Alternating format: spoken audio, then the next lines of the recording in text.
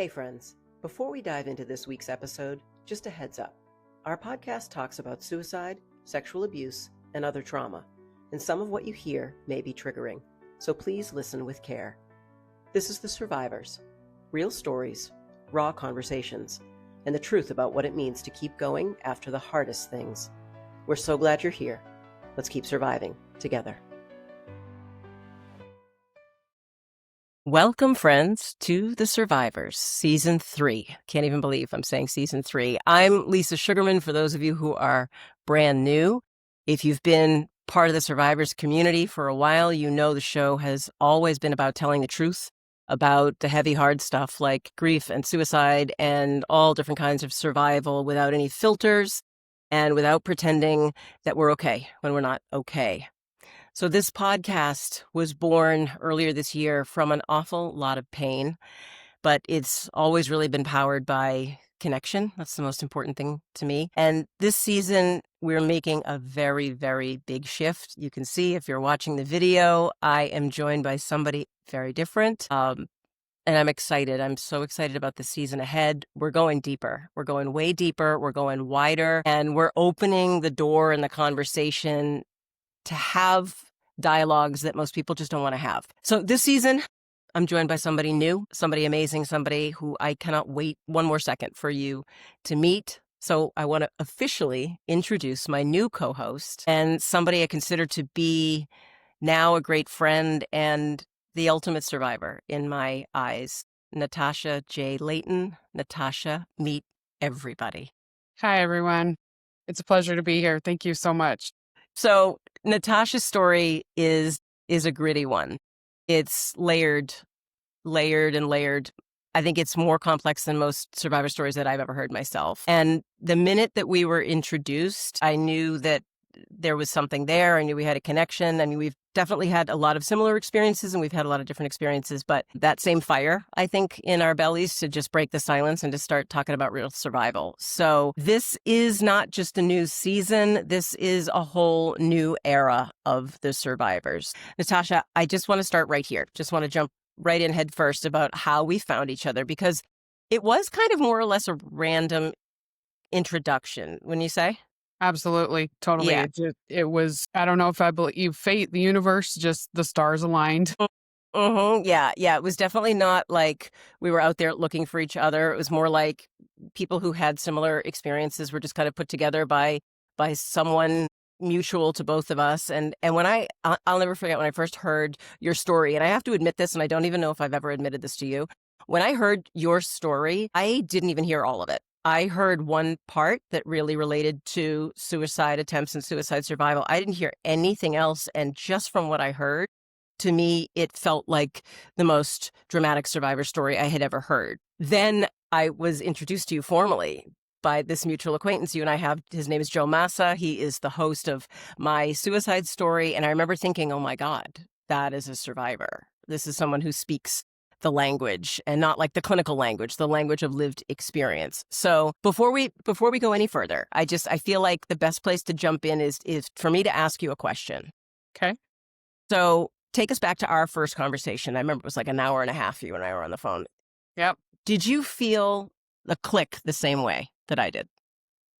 100%. Yes. I mean, I right from the get-go, I just felt like, wow, I can totally open up to this person. There's no judgment. And I literally just laid it all out there and you just listened, and it was incredible. I felt so safe talking to you. And I think that's just something that you uniquely bring to a conversation, as you are such a calm and sincere person. And I can tell you've worked for the Trevor Project and all the things you've been doing this a long time. And it's incredible to be able to work with somebody that has such an amazing heart. I appreciate that. I really appreciate that. And I could say the same thing about you, because that was exactly how I felt when you and I talked. It was just this instant moment of kind of finding each other and seeing each other. I think for me that was what it was. It was like, oh my God, so much of your story was like, that's me, and you get it and you understand. And that's so much a part of what we do on this podcast is create that bond and expose that bond and create a place for people to come and bond over all of these things that we share. So I want to take just a second before we dive into your story, which is such a powerful one. I want to just kind of ground into this moment and talk about why this podcast even exists. For people who have been around since the beginning, I appreciate you being here now up to season 3. So you know my story, but there are going to be people who are joining us who have never heard either of our stories before. So I myself am a 3-time survivor of suicide loss. I started that experience, that relationship with loss and grief and suicide when I was 9 years old. I lost my cousin to suicide. A year later, when I was 10 years old, my father passed away very, very suddenly, and I was told it was a heart attack. And for 35 years of my life, I lived with that narrative that it was a heart attack until I found out when I was 45 years old that my father had actually died by suicide. And then only just 4 years ago, my husband and I lost one of our closest childhood friends to suicide. Also, again, super unexpected, never saw the signs, didn't know anything was wrong. So that just changed the course of my life. Those 3 losses, in particular, the loss of my dad, just completely shifted my gears into a different space. I became a mental health advocate. You mentioned I work with the Trevor Project. I'm one of their lifeline counselors. I am on the board of Samaritans. I moderate one of their grief groups for suicide loss survivors. Everything I do revolving around content creation, books and columns and work that I do online revolves around mental health advocacy and sharing my story. And I founded the HelpHUB. It's a resource platform that puts people in touch with resources. And so that's the 2-minute version of my story and kind of where I come at all of this from. And I needed a place to put everything that I was feeling and someone to talk to in a place where I knew people would understand. So that's the genesis of this podcast. And I started it with someone else, another survivor, Gretchen Schozer, who had her own experiences with ideation and had her own attempt story. And so we've brought it to this point, and now, Natasha, you're here. And I want to just go deep. And I know next episode 2, we're going to be really diving into your story. But I want to ask you now the question to kind of start it all off. If somebody asked you directly, what have you survived? And you only could answer with, a couple of short thoughts. How would you answer that about everything that you've been through? Okay. Survivor of the FLDS cult. I was raised in that, actually born of that family. Warren Jeffs, he's my uncle. I've lost 5 brothers to suicide, 3 of which have been just in the last 2.5 years. Also lost my dad to cancer. I have attempted suicide 3 times in the early 2000s. It's an absolute miracle that I am still alive. There's no medical reason that I should still be here, to be perfectly honest. Now, I did get really close again in 2023. Was really close, writing letters, preparing.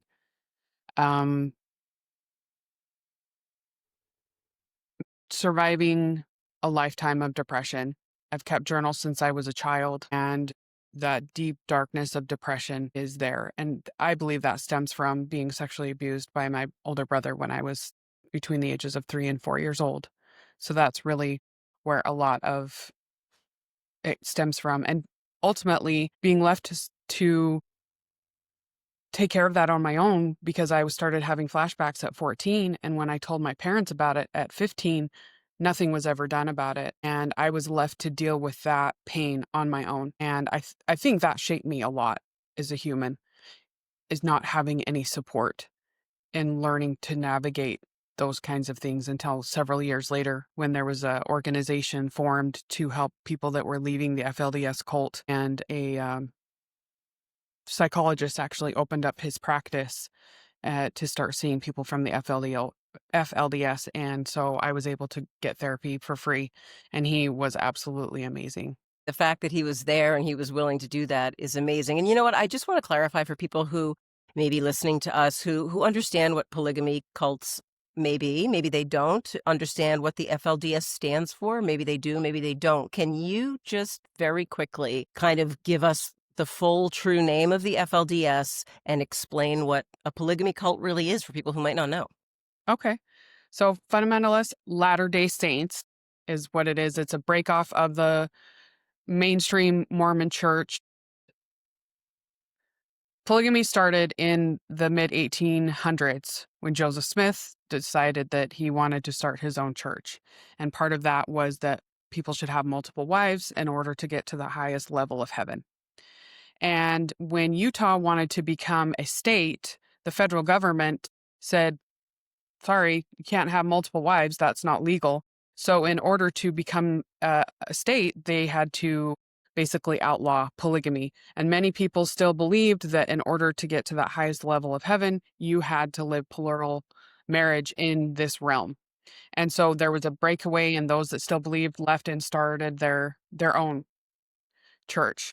And there was their own prophets and things like that. And then I believe it was in the 70s, there was a breakaway with the council. There was some different beliefs and who should be the next prophet as the current one was getting of old age and things like that. And my grandfather, his name's Roland Jeffs. He's my dad's father. He basically believed he should be the next prophet, and others believed that he shouldn't. And so there was a big, massive split. And that actually affected my family pretty deeply because my grandfather on my mother's side, so my mom's dad, he left and went with the other group they call themselves the Work. And Ward 1, which is now my grandfather, Roland Jeff's church. So there was a split with my parents as I was raised in a household with three mothers, Susan, Sherry, Martha. That was the order in which they were married to my dad, Ward Jeffs. And so that it's kind of, for me, it's every day, but there's so many people that don't know about this. And Yeah, that's why I thought even just I know you're going to go much, much deeper in next week's episode about the trauma and about the background and the history and about Warren, who was one of the FBI's top most wanted criminals for a number of years and is serving, I don't know how many life sentences right now for abusing minors. And this was your life. Like, you lived in this community. You sat in front of him every week listening to him preach, right? every day, morning, It was called morning class. It was an hour the first day of school. And we had to sit there and listen to him preach. And then, whoever he called to testify or not testify, bear testimony. Yeah, yeah. It's yeah. I'm really glad that you can laugh about this. And I just want to give a disclaimer about the laughter that people are going to hear. Like, we're talking about heavy stuff. We're talking about heavy, hard, insanely traumatic stuff. And you and I have talked so much about this offline that you've said that openly that one of the biggest coping mechanisms that you have and some of your siblings have is like, if we couldn't laugh about the things that we've gone through because they're so awful, we would not be here anymore. Is that right? That's fair? Absolutely. Absolutely. And some of us, there's a few of us that go a little bit extreme with our humor because it is so off the cuff. And some of our other siblings are like, dude, that's a little much. And it's how we survive. It Yeah. really is. There's no other way to get through what we have been through and not have a little humor, because if we didn't, we would be 6 feet under. Yeah. No, I get it. Others to commit suicide, really, like, wow. We're all, none of us are immune. We are all susceptible to that. Multiple psychologists have told us, like, you guys all have to keep an eye on each other, because even after the third one, they're like, all right, it's already proven this is a ripple effect. And then we've had two more. So to my knowledge, there is no other family in this world that has lost 5 siblings in the same generation. I know Ernest Hemingway's family, but that's all spread over the course of 4 generations, not 5 within the same generation. Absolutely unheard of. I mean, that was one of the things, that was the first thing about you that I learned when I learned about you. And that in and of itself just completely floored me. I had never encountered anything like that, not as a crisis counselor, not as an advocate, not as someone who is affiliated and attached to so many of these mental health organizations and suicide prevention organizations. Like, I have never heard of anyone losing that many siblings. And for people who also may not know, I know you mentioned that you lived in a home where there were 3 mothers because of the polygamy background that you came from. You were one of 20 One of 20, siblings. yes. Yeah, yeah, yeah. So Susan had 11. My mom had 6, and then the third wife had 3. okay. And actually, that's a small family. Believe it or not, that's a small family. Most families that have 3 wives, they have 30 to 50 children. Yeah, I know more than I wish I knew about the FLDS, and I know just because I've always been just so fascinated by how many different kinds of communities and lifestyles there are living among us. I find the whole thing fascinating. And then when you and I met and you mentioned how many siblings you had, and I was like, well, how does that work? And then, of course, you immediately told me about the FLDS, and I thought, oh my God, of course I know how it works now. So all of this is to say that you have survived more trauma than any human I personally have ever known. And I think that most people listening will have ever encountered. And you're sitting here. And it like brings tears to my eyes that you're actually sitting here with me, co-hosting a show about survival. And that right there tells me that you and I are exactly in the place, doing exactly the thing that we were meant to do. And I feel so amazingly grateful for that. And I just want to say, and I'm sure I'll say it 1,000 times in the upcoming episodes and seasons, I'm just so grateful you're here. I'm so grateful that you had whatever kind of strength is inside you to keep going forward, and that you have the ability to be vulnerable and to share, because what you're doing here, what you and I are doing, but what you're doing here is helping someone who may be in some of the same kinds of situations that you were in find the strength or find the permission to get help. Looking for mental health resources that actually suit your unique needs and the community you come from?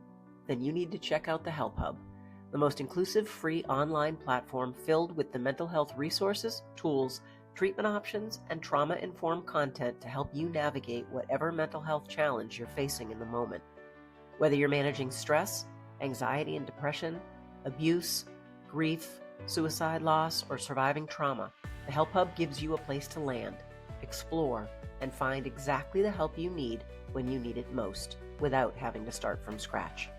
Visit thehelphub.co, where the help you need is just a click away.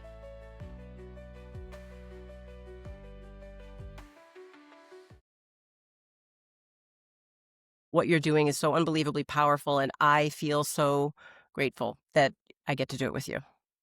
Thank you. I really appreciate that. And I feel incredibly honored and blessed. And again, it just goes back to things were just meant to be. And I have to be so grateful to Joe to introducing us. And I mean, right after, I think it was after I recorded my episode with him, which he just barely dropped on YouTube. And he's like, you've got to meet this lady, Lisa, that I've gotten to know. She's absolutely amazing. And so I'm so grateful that I just wasn't sure where to go with all of this. And what actually got me started, and I didn't even think of myself as a mental health advocate until you said it recently. And I guess I am. Mm-hmm. So just a quick overview. So my first brother to commit suicide was Clayne. That was in 2002. And then there was David in 2005. And we weren't 100% sure that he was a suicide because it was a heart failure secondary to overdose. But looking back and having conversations with other siblings that were incredibly close with him, we believe it was a suicide, obviously, with the family history now. And then there was Corey. So we had a nice 18-year gap there. And then all of a sudden, November of 2022, our youngest brother, Corey, and that floored us all. I mean, talk about just getting the rug pulled out from under you. It floored us all. And then 6 weeks later, my maternal grandfather passed away of old age, 97. It's a totally different story when somebody passes away of old age in their own bed. Mm-hmm. Mm-hmm. And then 2 weeks later, my dad died of cancer. And then I think it was about 10 weeks later, the fourth one, Brandon, committed suicide. And 4 of the 5 that have committed suicide have all been with self-inflicted gunshot wounds. Yeah. We actually didn't even get to see Brandon at all. which I think made it harder for a lot of us, especially me, to grieve his loss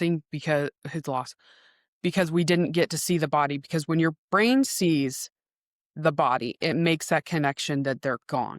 Mm. It's incredibly, incredibly important. And so I think for me, Brandon's was the hardest because I didn't get to make that connection. And also having 4 deaths in 5 months was just unbearable. Literally, Your brain has to just shut down. it does. It absolutely does. And it was just more than I could bear. And I didn't know what else to do. And so I got on TikTok and I posted this, what I felt at the time was a super gross crying video because I didn't know what else to do. I posted it, went about my day, and I got on the next day because I was going to delete it. I just felt so gross about it. And I could not believe the comments that rolled in. They were so kind and so supportive. But the one that stood out the most to me was a young girl on there. She said, "I've been thinking about it for months, but after seeing this video, I don't know now." Meaning about taking her own life?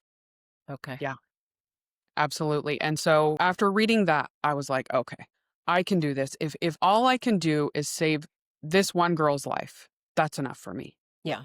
And Yeah. so I continued to get on there and post as I could. It was raw. It was emotional. One video I got on there and talked about how I hadn't showered or brushed my teeth in 5 days because I was so deep in grief. And now the thoughts of ending my own life were starting to creep back in because I was so deep in grief. I just didn't know what to do. And that's the reality. That's the reality of it. And that's the reality of it when anyone loses anyone, let alone when one person or one family loses that many people in your family in such quick succession. I mean, that just would put anybody into a complete tailspin. Yeah. I actually wanted to get into like a grief group, and I got in touch with the lady. She's the founder. It's huge in Utah where I was living at the time. And as I was speaking to her, it was about 2 months after Brandon died, and she's like, "And you're up and functioning?" And I'm like, "Yeah, I mean, what else is there to do?" And she said, "Most people that lose one person don't actively function in life for at least a year. So the fact that you've just buried 4 immediate family members and you're up and functioning says a lot about you." It's the weirdest thing. When you grow up with just trauma and in survival mode, there's just no other way of, you just do it.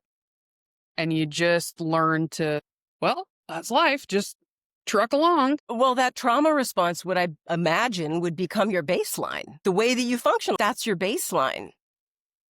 So Yeah. look, I can't wait until next week's episode to really just unpack all of this in a much more organized way. But what I really hope that everyone who's listening understands before we close this episode is that we are not doing polished trauma over here. We're not sugarcoating anything. We're not packaging it up to look pretty so that it's easy to digest. We're talking about sexual abuse. We're going to be talking about domestic abuse. We're going to be talking about suicide loss and attempts and trauma, religious trauma, cults, surviving all of this traumatic experience. And we're doing it by telling the whole truth. That is what I know. I'm committed to doing that. I know, Natasha, you and I have talked a lot about this. We share the same commitment about doing this in a way that people can understand, people can connect with. And that's what we want. It's for people to find a point of connection, some part of your story or some part of my story or something that we've said or done that's helped us move forward and keep surviving. That's the whole point. So as we wrap up what will be the first of, I hope, many, many, many conversations like this, I hope people will take from this first episode together a few things. We like to always leave people with a few thoughts. Number one is that you do not have to be fully healed from whatever trauma you're dealing with to start talking. Would you agree? I always used to think that healing was, I'm going to be healed and then I'll be okay. But as I've so clearly learned as the fifth brother took his life in March of 2025, right back to the beginning. Life just continues to life, and you think you're healed and you're doing great, and then it's like, bam. Yep. Nope. Yep, because grief is cyclical. It Yep. just keeps going around. You can have a grief attack after your person has been gone 5 months, 5 weeks, 5 days, 5 years. It doesn't make a difference. It's always kind of circling around us. Mm-hmm. So the second thing is that your story, I don't mean yours, I don't mean mine, I mean anyone's story of trauma is not too big for this space right here. And it's not too big in general. Whatever it is that someone is dealing with, if it's big to you, if it's keeping you paralyzed, if it's affecting your mental health, we want you to share it. We want you to reach out to us. We want to know what it is that you're struggling with so that maybe if it's something that we've struggled with too, we can help, because that's the point. We're trying to build a community here. And the last thing is, or at least the last thing that I would want to take away, is that sometimes, and this is sometimes, survival starts the second somebody says, I see you. As soon as someone says, I see you, I see you're struggling, I see this is hard, I see that you're affected by this, I see that this is painful for you, that's oftentimes where so many people start that journey of healing, because now all of a sudden what they're feeling is valid. So, Natasha, next week, we're going to start with your story in whatever way you feel like you want to share it. And to everybody who's listening, get ready. Be prepared. It's coming straight from the heart. It's very raw, and it's real, and it matters. And until then, keep surviving, friends. We'll see you next week. Have a beautiful day. Thanks so much for listening and for being part of the survivors community. No matter where you are in your story, you're not alone, and you're definitely not broken. Healing takes time, and it looks different for everyone. The fact that you're still here and still trying means you're already doing the hard work. If something in today's conversation resonated with you, please share it with someone who might need to hear it too. That's how we keep these conversations going and remind each other that there's always hope. And if you or someone you know is struggling, please remember, help is always out there. You can call or text 988 anytime to reach a trained crisis counselor like me. And for more mental health resources, tools, treatment options, and content to support your mental health, visit thehelphub.co. We're so grateful you're part of the Survivors family, and we'll be back next week with another honest conversation about life after the hardest things. Until then, take care of yourself and your people, and keep surviving.